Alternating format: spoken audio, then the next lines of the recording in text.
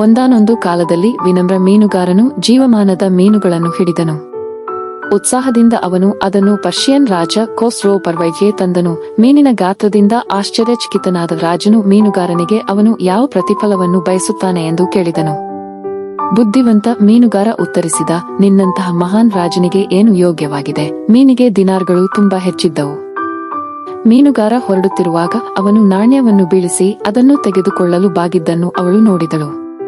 ಅವಳು ಅವನನ್ನು ನಿಲ್ಲಿಸಲು ಆದೇಶಿಸಿದಳು ಮತ್ತು ಅಂತಹ ಉದಾರ ಬಹುಮಾನವನ್ನು ಪಡೆದ ನಂತರ ಒಂದು ನಾಣ್ಯವನ್ನು ಹಿಂಪಡೆಯಲು ಪ್ರಯತ್ನಿಸಿದ್ದಕ್ಕಾಗಿ ಕೃತಜ್ಞತೆಯಿಲ್ಲದವನೆಂದು ಆರೋಪಿಸಿದಳು. ಕೇಳಿದಾಗ ವಿವರಿಸಲು ಮೀನುಗಾರ ಹೇಳಿದರು, ನಾಣ್ಯವು ರಾಜನ ಚಿತ್ರವನ್ನು ಹೊಂದಿದೆ.